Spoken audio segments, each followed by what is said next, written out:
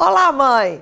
Nós estamos aqui hoje com um programa muito legal, onde nós vamos falar sobre missa. Muito mais do que um papo, é uma formação para que você possa aproveitar toda a missa, no ritual e também na cura. Até lá!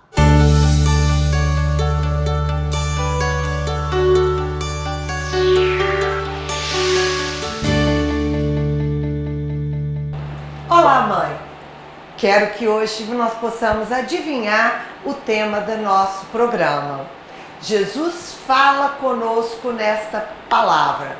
Depois, os discípulos falam com ele. E depois ele está com os discípulos dizendo, enquanto estava comendo, Jesus tomou o pão e pronunciou a bênção.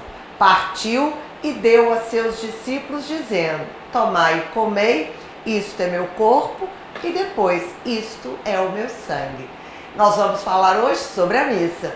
E eu gostaria muito de falar sobre isso. A parte dos ritos iniciais é o momento que nós falamos com Deus. Como que a gente fala, Mônica, com Deus?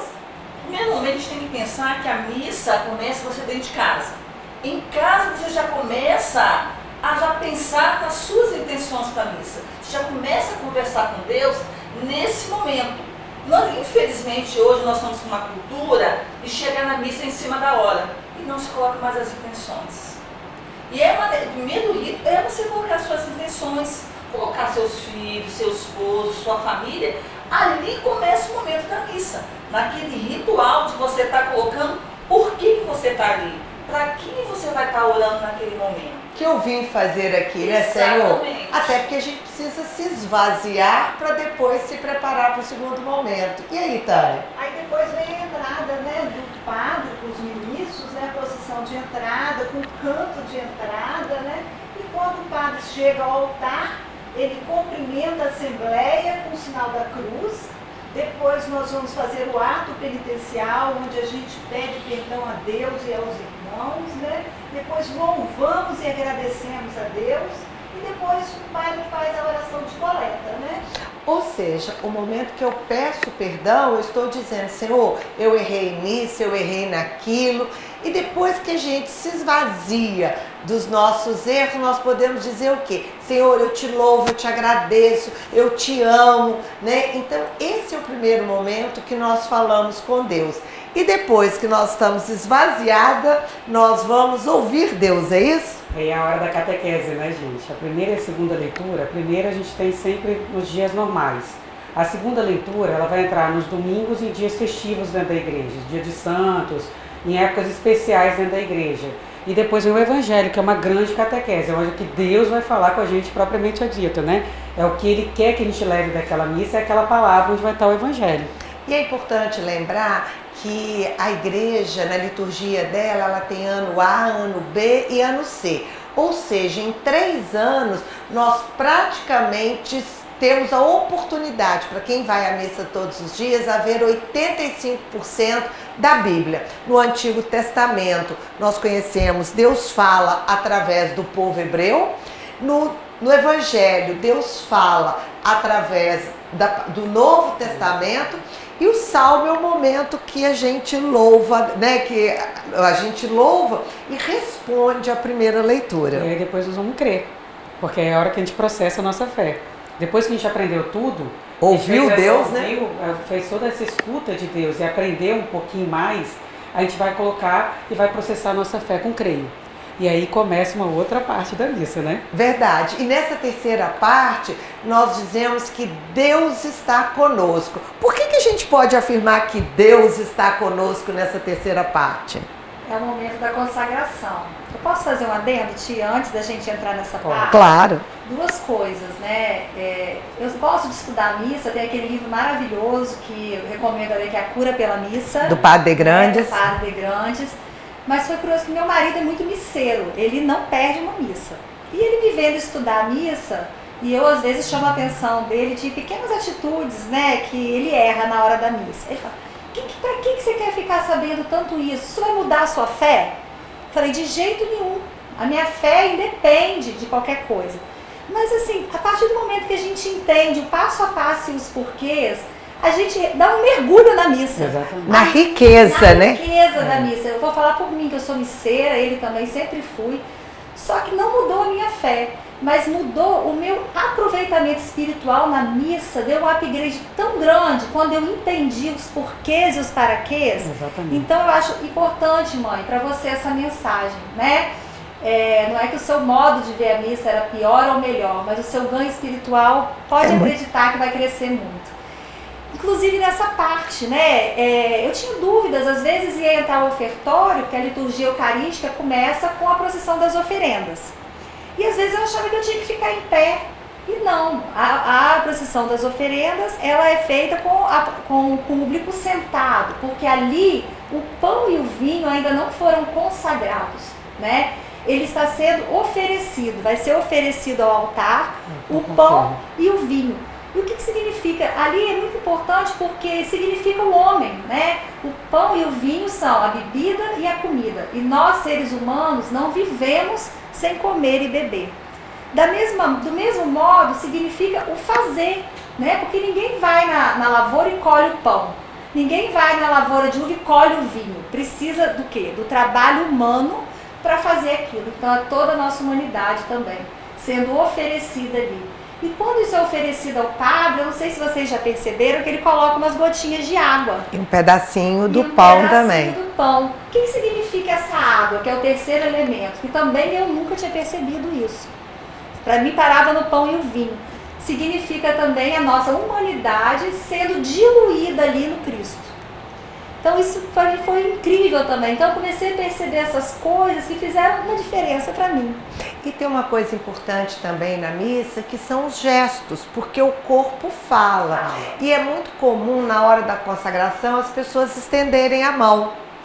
E não está certo. Por quê? Porque quem estende a mão é o padre, o celebrante e o co-celebrante. Se você observar, o diácono que está em pé lá, ele não estende a mão. Por quê? Porque as nossas mãos não foram consagradas para fazer isso. Porque naquele momento deixa de ser humano para ser persona em Cristo.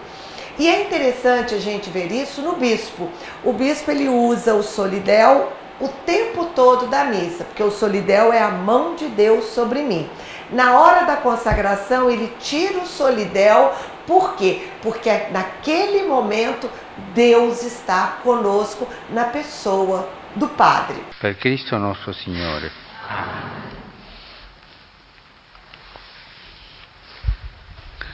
Signore sia con voi. E con il tuo spirito. Inalti i nostri cuori.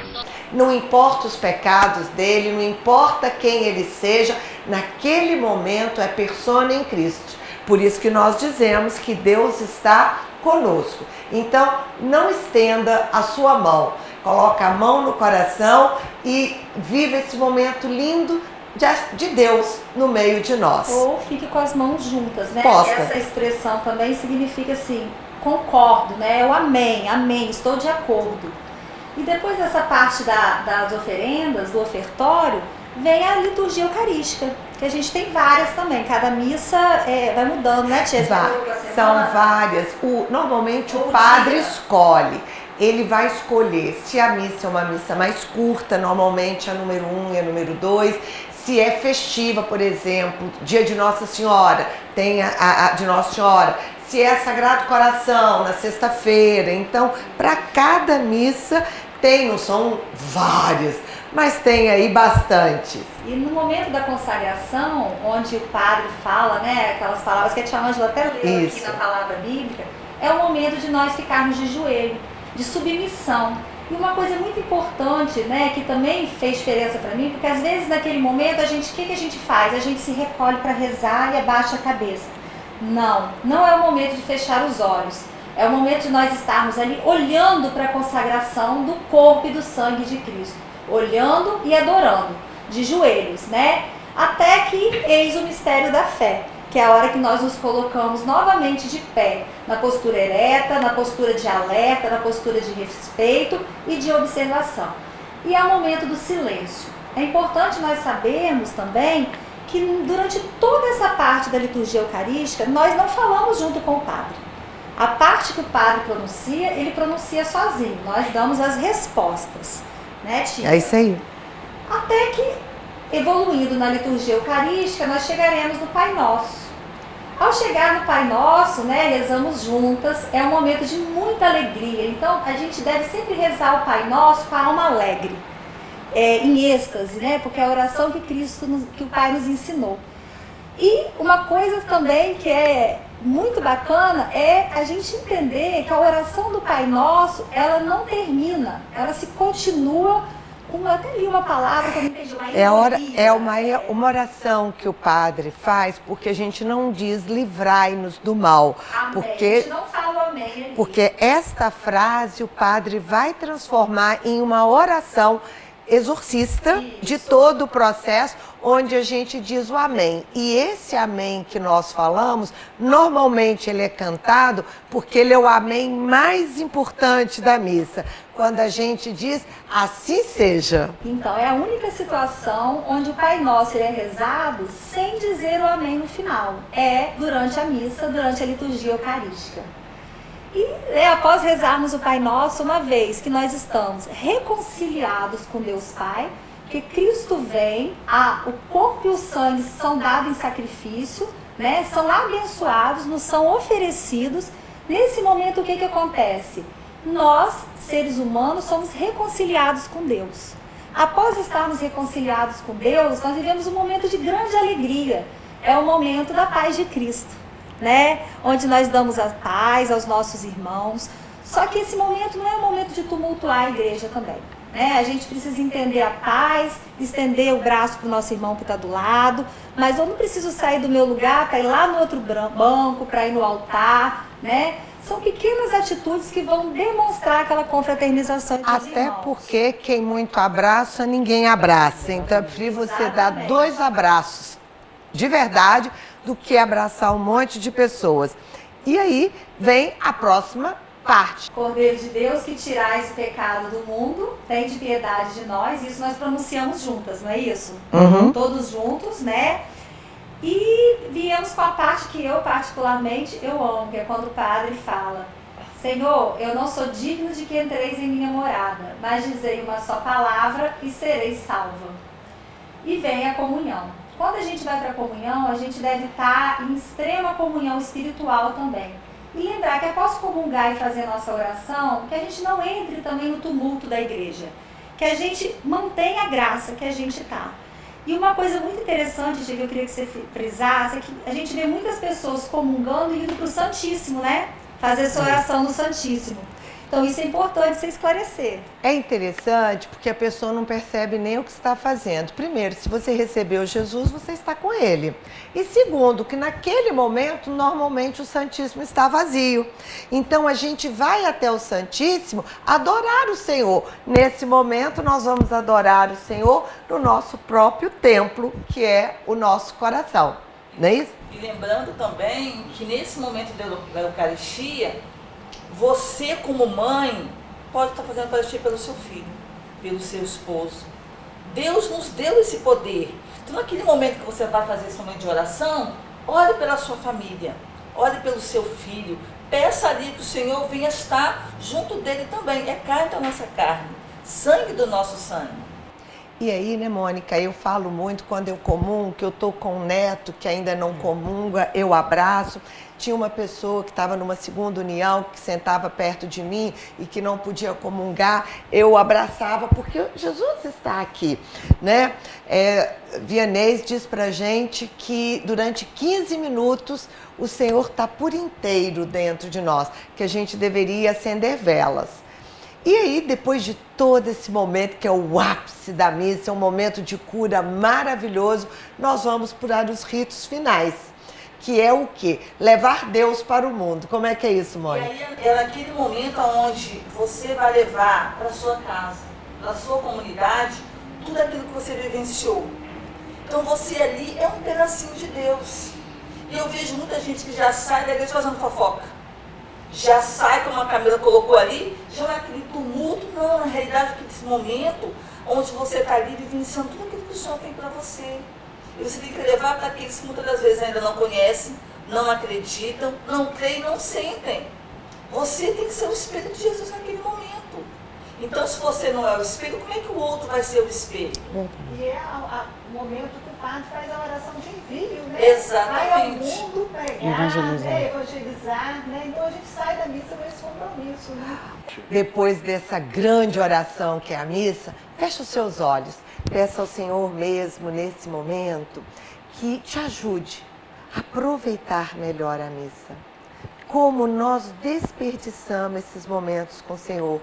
Dai-me a graça, Senhor, de agora em diante, poder viver, estar com você, falar com você e poder mesmo, na missa, buscar todas as curas, porque a missa é sempre de cura. Ajuda-me, Senhor, a curar a cada vez que eu for à missa. E o Senhor nos diz mesmo que uma missa na terra vale muito mais do que muitas que serão no céu. Obrigado, Senhor, por essa formação, por esse momento, por esse abrir os meus olhos para essa grande realidade espiritual. Amém? Amém. Até a próxima. E para isso, curta nossas redes sociais, compartilhe o nosso vídeo e Inscreva-se no nosso canal. Mães que oram